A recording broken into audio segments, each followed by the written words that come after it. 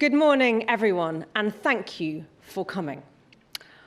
I'm the Shadow Secretary of State for Work and Pensions, but I will let you in on a secret. Welfare is not seen as the most glamorous portfolio in the Shadow Cabinet. Other jobs offer more prestige, but this is the job I asked Kemi to give me when she was putting together her Shadow Cabinet. Why? Because the future of our country depends on it, and because Labour is sadly and inevitably going to fail. As ever, they will leave the country in a worse state than they found it.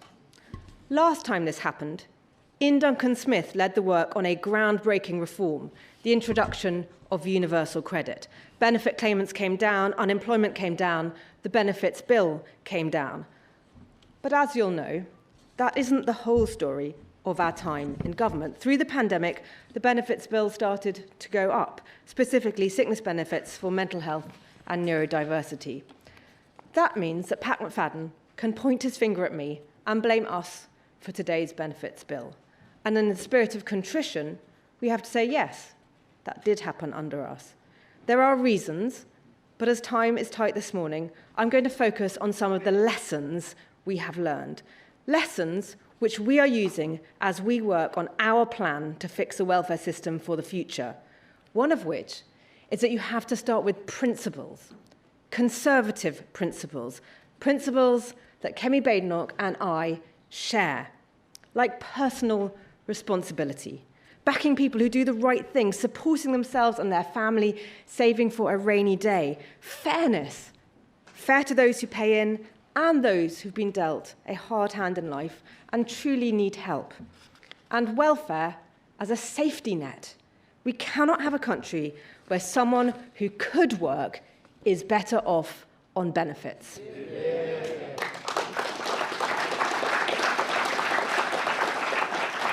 At the moment, if you score our welfare system against those principles, it scores poorly. It follows we have millions of people of working age on benefits, even when in places where there are jobs, a benefits bill soaring to a level we cannot afford, and working people saying, why should I bother? Especially after Labour's latest budget. And give me a moment to point out the absurdity of their latest announcement to spend nearly £1 billion on work placements and state-subsidised jobs.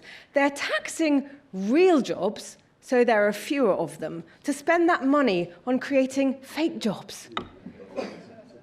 So, Labour will not fix this, nor do we see any other party with a plan. So we are doing the hard work, hand in hand with many experts, some of you in the room, and people who are caught in this system too, but want to change it.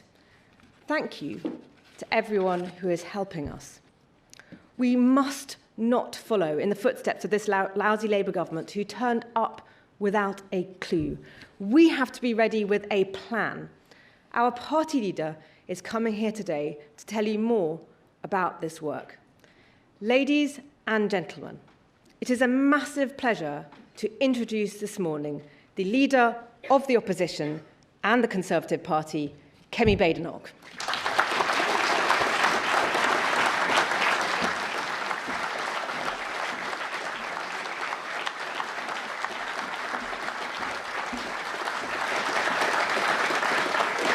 Thank you, and good morning, everybody.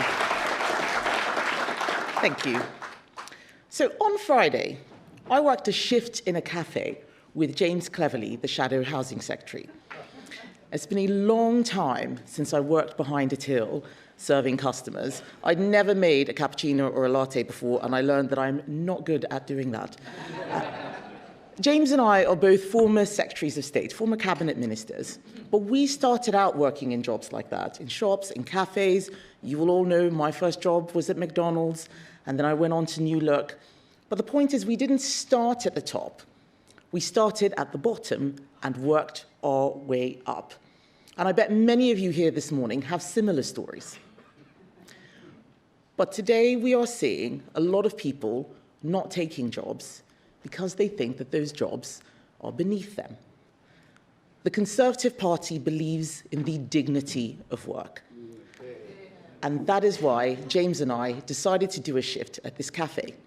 And at the end of the shift, we sat down and spoke to the owner, Ruth, asked her how things were going, and what she said to us was heartbreaking. She has had an incredibly difficult time. She'd recently been through a divorce, she lost her house, she didn't know where the money was going to come from. Every day, she was just getting up and going to work to run this cafe. And I asked her how Labour's budget had impacted her. And she burst into tears. She told us that not only is she going to have to pay yet more in tax after being promised by the Chancellor last year that she wouldn't, but she was not going to get the business rates relief which she was expecting. And while she was struggling, millions of people who refused to work, the sort of people who turned their noses up at a job in cafes, they are going to be rewarded. She agreed with us that Labour's budget was a budget for benefit streets. Labour sent a very clear message that if you work hard and you do the right thing, you will get less, but if you are on benefits, you will get more. Right now, in Britain, there are more than 6 million people of working age who are claiming benefits instead of working. That is more than the entire population of Norway that we are paying to sit at home. This is completely crazy. And where is the money coming from to pay these people to sit at home? How are we funding that? We're funding it by taxing businesses, taxing jobs, taxing wealth creators. The people in our country who get out of bed and make things happen, we're making life harder for them. This is economic suicide. And I tell you, ladies and gentlemen, Britain will get poorer and more ambitious countries will one by one overtake us. What last month's budget showed is that Labour have given up on people like Ruth. Last year, they raised taxes and destroyed jobs. And because of that, we now have hundreds of thousands fewer people in work. We have 1 million more people claiming universal credit since last year's budget. Not since the election, since last year's budget, 1 million more people are on universal credit. They could have done something about this. They could have changed course, they could have backed business, brought taxes down, but instead they taxed hard-working people to pay for benefits. The fact is, Labour do not have the ideas to create growth and get Britain working again. So they've retreated into their comfort zone.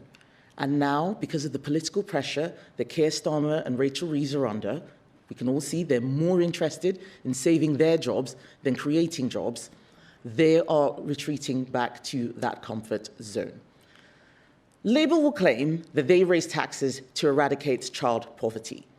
We Conservatives need to take on this argument that raising taxes on working people is the best way to eradicate poverty. It is not.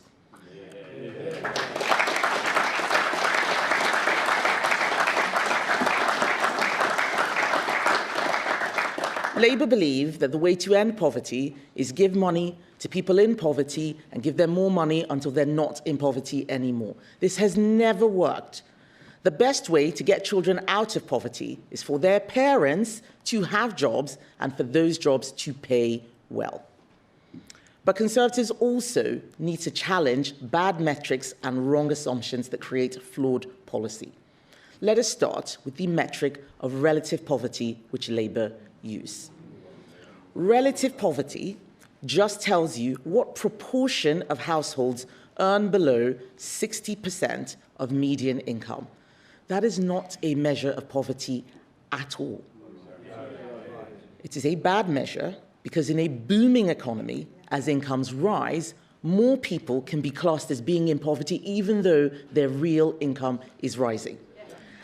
And then during a recession, like we had under the last Labour government, where GDP collapsed and unemployment went through the roof, relative poverty fell, even though we were all poorer. So it is not enough for us to challenge the policy. We have to challenge the thinking that underpins it. We need something better. I have long said that Britain is at risk of becoming a welfare state with an economy attached. Well, under Labour, there won't be an economy to attach for much longer, not the way that we're going. In Hackney alone, 1,000 families on benefits with 5 or 6 children stand to gain £74 million from the lifting of the 2-child benefit cap. Some of those families will be getting more than £14,000 a year. At the budget, income tax thresholds were frozen. So do you know how many people's thresholds were frozen just to pay for those families in Hackney? We're not talking about the whole country, just the families in Hackney. The number we have found is 340,000 taxpayers. That is where that threshold money is going to come from. 340,000 taxpayers to pay for just 1,000 families. It's no wonder people are angry. At the same time that those on the minimum wage are agonizing over whether or not they can afford another child, people on benefits will get paid an extra £3,500 for every child they have because Labour is lifting the 2-child benefit cap. We know that worklessness is often passed down through generations. Just last year, we saw the fastest increase of children in workless households that we have ever had. There are now more children in the UK growing up in households where no one works than the entire population of Estonia. That is correct. More children growing up in a household where no one works than every single person in Estonia. This is crazy. It is also heartbreaking, and the government should be doing everything in their power to fix it. But we all know that they don't know how. I could spend all day listing all the things that Labour is getting wrong. It's really fun, and we can sit back and just count them, one by one. But it's too easy. It's too easy. Our job is not to moan. Our job is to fix. And I worry about what the country is going to look like after 4 more years of Labour. I know that we're going to have to be ready to deal with the mess that they leave behind. How are we going to do that?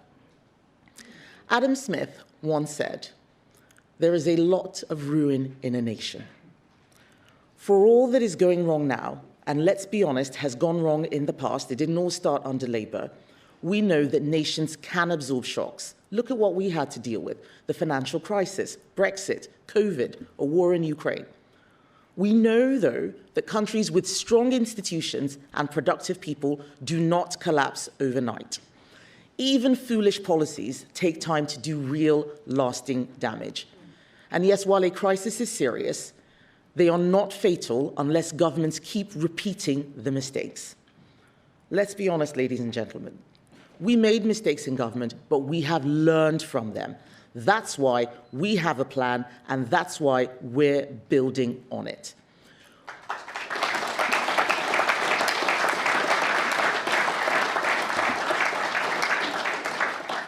We need to get people into jobs. We have a jobs crisis. Since Labour came into office, unemployment has risen every single month. Yes, every single month. Someone has to do the work to turn this around. So Conservatives are going to make it our crusade to get Britain working again.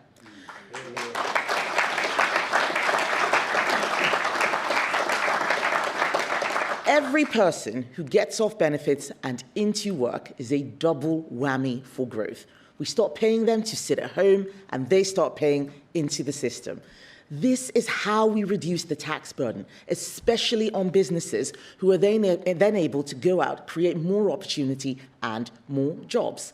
This is the opposite of Labour's current doom loop, where they raise taxes and kill jobs, so they then need to raise even more taxes. That's not going to fix anything. My team and I have worked out some of the fixes that could start today. You would have heard some of them at conference. We identified £23 billion of savings from doing things like restricting benefits to those who are not British citizens, reducing eligibility for low-level mental health issues, and so much more. We could do that today, but we all know it is not enough. A lot of what's going on in our country is more complicated, and it's going to take so much hard work heavy lifting, and joined-up thinking to solve. That's what I want to talk to you about today, that joined-up thinking. So today, we are launching our campaign to get Britain working again. And throughout next year, my Shadow Chancellor Mel Stride, Shadow Business Secretary Andrew Griffiths, and Shadow Work and Pension Secretary Helen Waitley and I are going to work together, along with Shadow Cabinet. We're going to be reviewing some of the most challenging and complicated aspects of work and welfare in this country and figure out how we can get millions more people into work.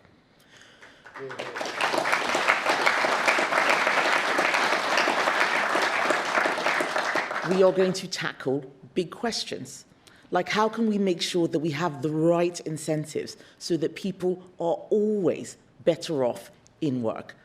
We will review every circumstance in which benefits are currently paying more than work. We will undertake a full review of the level and operation of the household benefit cap, which currently acts more like a sieve than a cap, because most people on benefits avoid it through one exemption or another. Exemptions like being diagnosed with anxiety. Being diagnosed with anxiety can be worth more than £20,000 to some families. A lot of people don't know the scale of the problem. A lot of people don't know how bad it is. Quite simply, our sickness benefit system was not designed to handle the age of diagnosis which we now live in. So we are also going to review which conditions the state treats as disabilities when it comes to benefits. All of us will have physical and mental challenges at some point in our lives. All of us will. But in an age in which 1 in 4 people now self-report as disabled, it's clear that we are now going to have to draw a line on what health issues the state can support people with. The government can't do everything. So this is a review that we will do carefully over time with medical and employment experts to make sure that we get it right. We want people to get the support they need, but very often people should be getting support into work rather than cash payments to sit at home. The fact is, in 2025, with the option of remote working and advances in treatments for many conditions, lots of disabled people can and do work. Conservatives believe that work provides purpose and can improve all lives. Work, contribution, purpose give you value, they give you dignity. The chance to change your life circumstances and support the people you care about. That's what work gives you. So we are going to look at what form state support should come in and how long it should last.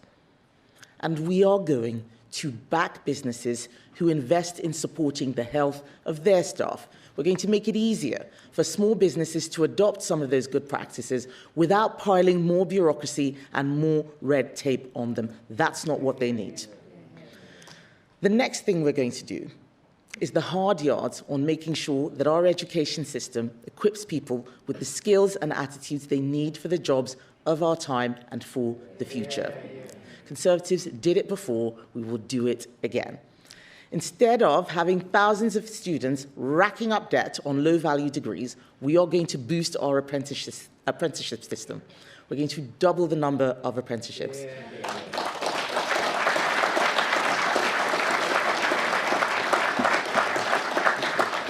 I often talk about working at McDonald's and New Look. I talk about my degrees in law and engineering. Many people don't know that I had an apprenticeship for a year. And I still remember more from that 1 year using my hands than I do from actually both of the degrees that I did. We want to boost apprenticeships, helping young people and sectors of the economy like construction, which for far too long have relied on migrant labour because we haven't prepared our young people to work in their industry. That is what apprenticeships can do. And we're also going to look in detail at the 1 million young people currently not in education, employment or training. This is a long-running problem which is getting worse under Labour. We need to do something about it. We have a responsibility to those children. Instead of thousands of children dropping out in their teens because they don't see the point of school, we are going to get them on the path to skills and work. But it's not just young people we're going to help. We're also going to look at what we can do to get people who have been out of work for years or even decades back into the workforce. We're going to look at tax. How can we make sure that we have a tax system that doesn't crush people like Ruth? Make sure we do not have that. We need to have a tax system that should be encouraging people to start a business, not encouraging them to close their business. How can we make sure that we have a high growth economy that is not reliant on immigration? Relying on immigration to boost our economy is a Ponzi scheme. It is not fair to take talent out of poorer countries while failing to grow our own.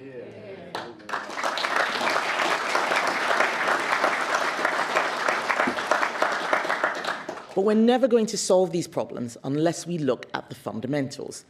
We need to look at what we have been doing, not just for the last year or the last 5 years, but the last 30 years, the last 40 years, and start building an economy fit for the future rather than just tweaking the things that we've done in the past.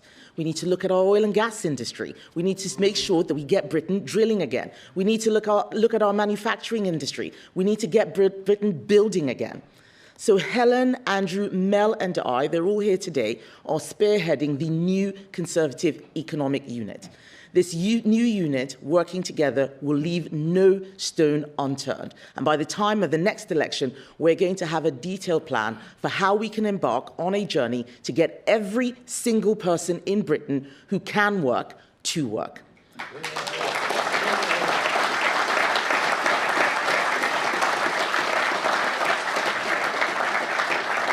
And we want everyone who can help us on that journey to get involved. Most of the answers are not sitting in the civil service or in Whitehall or in government. Most of the answers are out there. So if you're a business, we want you to tell us what is going wrong and what you want us to fix. Tell us what is wrong so we can get out of the way so you can create growth. I said it again and again. I will never get tired of saying it. It is not government that creates jobs. It is business that creates jobs.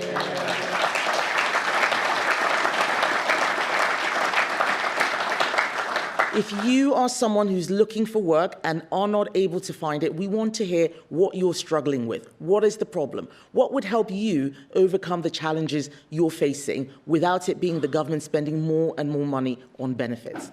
We need Britain to be one of the best places in the world to start and run a business. We need to get our wealth creators back from Dubai. We need young people to see Britain as the place to build something, not as a place to escape from.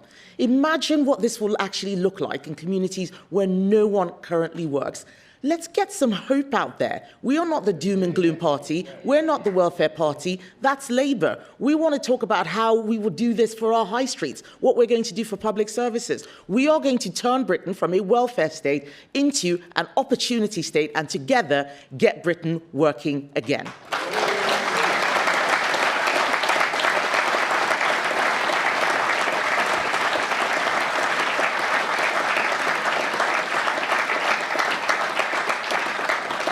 Thank you all for taking the time to be here this morning. I believe I have some questions from the media, but I don't have a list of people to ask the questions from. So I'm just going to have to take questions from the room. Dylan, if you can point out who was on the list. Camilla Tominey's got her hand up, so she'll go first. Camilla Tominey.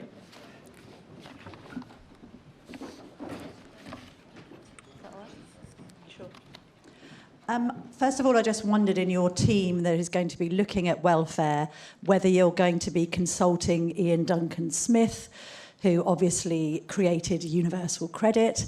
And second of all, are you convinced that the £23 billion worth of cuts you've previously announced to welfare are enough when the last budget shows that that's simply the amount that benefits are going to go up over the course of the next Parliament? So basically, you're only really cutting the rise. You're not cutting the bill with your proposal that you made at conference. So, thank you, Camilla. So I think I'll start by saying IDS is the father of welfare reform. I don't think that we would be able to do this without his help and advice. He is somebody who did it once before, and he did it against a lot of obstruction. So many people were telling him it could never be done. and he did it. But the problems that we had 2010 to 2015 are different from the problems we have now. People often ask, why didn't you sort this before? This is new. This is different. 1 million people now on universal credit than just the last budget. 5,000 new people each day claiming health and sickness benefits. When we left office, it was 2,000 too high. So this is a new problem that we want to crack down on. And you are absolutely right to talk about that 23 billion. No, it's not enough, but we've got to start from somewhere. And each day that Labour puts more and more people on benefits creates a bigger problem for Conservatives to solve later. And I do want people to realise there is only one party that is even interested in talking about this.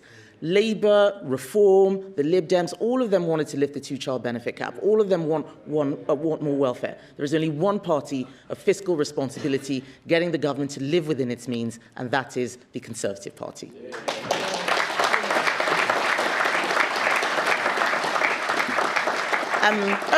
There's now a list on the screen, so I can go to Sam Coates from Sky. Kemi Badenoch, Sam Coates, Sky News. When you mentioned relative poverty in your speech, there were groans from the audience. I'm wondering, does poverty in any form bother you? And do you see it as the role of the government to help the 2/3 of children and adults in poverty who are already in work, have someone in work in that household? Yes. Of course it bothers me. I remember a time when I didn't have much money at all. I had to work at the same time as I was going to college. I was on the minimum wage, fending for myself. So I know what it's like, and I know that there are many people in worse off situations. But the way to deal with poverty is not by taking money from the people who are struggling and then giving it to those on benefits. We now have a situation where the people who aren't working are better off than those in work. That doesn't fix poverty at all. And if we continue down this path, we're going to run out of money, which means that there are not going to be any benefits for anybody at all, especially those who are most vulnerable, those who really need it.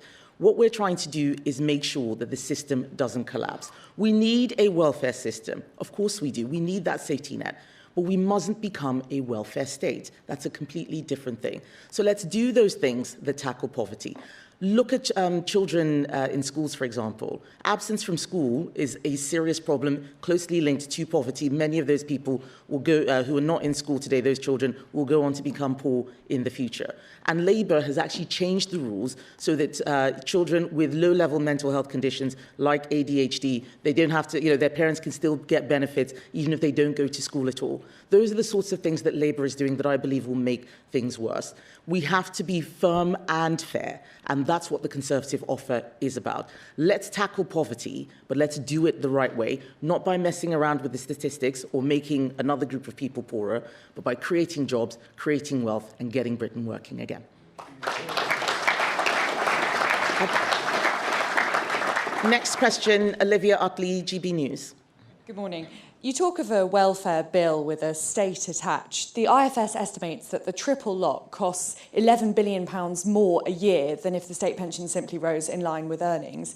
Is the triple lock really still a good use of taxpayer money? So I get asked this question again and again. The fundamental problem in our country is that we are not growing.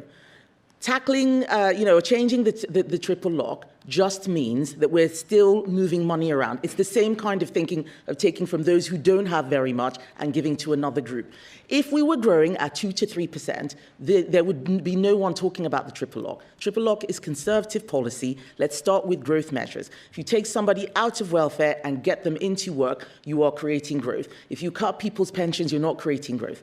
So let's focus on growth and wealth creation. There's only one party that knows how to do that. Lots of people can divide money that's already existing, but the only people who actually know how to create wealth, create growth as a government are Conservatives. That's what the economic unit with Helen, Mel and Andrew are going to be working on. It needs a lot of deep thinking. We have people in business out there helping us. That's what we will do to make sure that we don't have child poverty, but we don't create pension poverty either.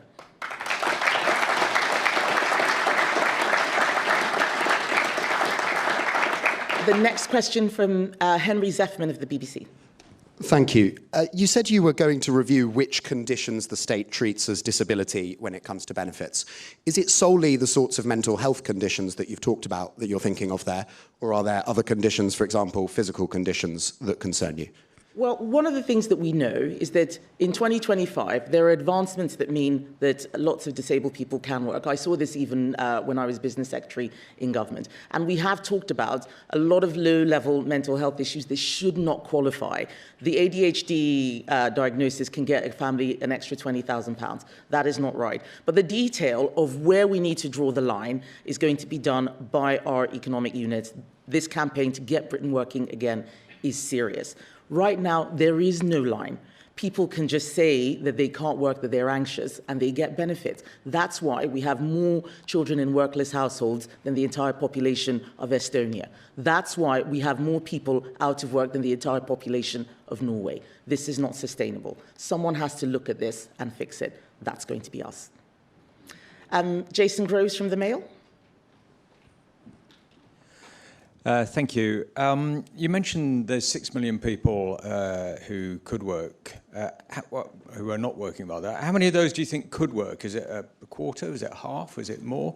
And do you think you can never get back to the kind of pre-pandemic levels of spending on welfare, or is that ship sailed now? We can get back to the pre-pandemic level of welfare. And even then, it was high. We have people who are working just enough hours to be able to keep their benefits, people working 9 hours, 16 hours. We need to look at, we need to look at the taper.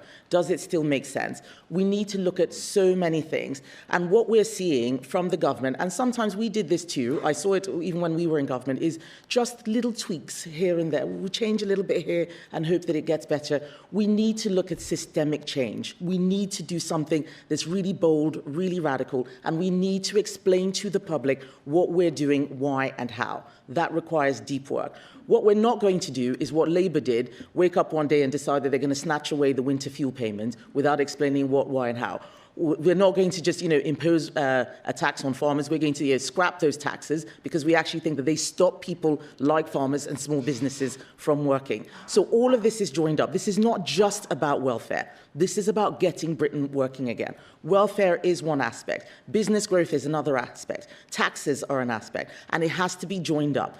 Just this piecemeal way of tweaking here and tweaking there and crossing our fingers and hoping that everything is going to be fine has not worked for the last few years. It's definitely not working now. It's going to get worse. That's why we are going to have a plan to fix it.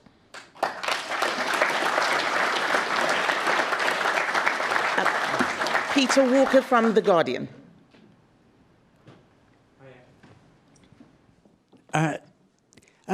Well, I understand that you see that there's this kind of moral mission to get more people back to work, and know that Mel Stride in his former job has done a lot of work on this. Do you sometimes worry that the tone and the language of it can at times feel a bit stigmatising and nasty, the idea of a benefit street budget and the diagnosis age, or whatever the phrase was you used?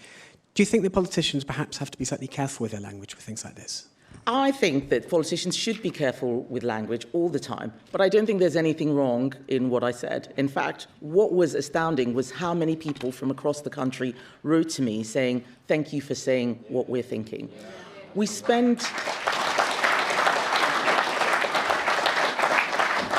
a lot of time trying so hard not to upset people or say anything that might ruffle any feathers, that we end up creating a system that is unworkable. So I am very happy to be the person who tells it like it is, who gets to it straight. I'm very happy to do that. But I do want people to know that what we are doing is the right thing. It is going to be fair. It's going to be fairer than what we have now. It is not fair that a lot of people are going out there working and they are living poorer lives than those on benefits. So I won't apologise for the language I've used. I'm actually very careful with my language, but I use language that's going to cut through. We spent a lot of time talking in technocratic, using technocratic language. Nobody understood what we were doing or why we were doing it. People will understand what the Conservatives under my leadership will do. That's very important to me, but I want them to know that we will always be firm but fair.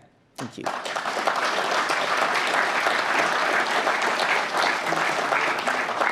David Hughes, PA. Thank you very much, David Hughes from the Press Association. Do you think there is a mental health crisis in this country, or do you think people are seeking a diagnosis purely to claim benefits, which is what you appear to be suggesting? I think it's a bit of both, actually. I think that people not being in work actually develop more severe mental health issues than those people who are in work. There is a virtuous circle that is being created. But we know that there are some people who are gaming the system. We know this. They are on Instagram, and they call themselves sickfluencers. They actually say, this is what you do. This is what you say when you pick up the phone. You tell them that you're too anxious to come in. So we've seen it. We know that there are people exploiting the system. A million more people have gone on universal credit since Labour came into office. That number of 5,000 new people each day claiming health and sickness benefits, that can't be right. 1 in 4 people self-reporting as disabled in surveys cannot be right. Something has gone wrong, and that's what we need to look at. We're not going to over-speculate. We know something is wrong, and when something is wrong, somebody has to look at what is going on rather than just believe that the system as it is fine and it should just continue as it is. Let's get under the skin of what is causing this problem, and then we can fix it. Right. Well, I think that comes to the end of this session for media questions. I want to thank everyone for being here this morning. I know that you all have busy jobs and busy lives, and I appreciate your presence here this morning. Thank you. We're going to get written working again.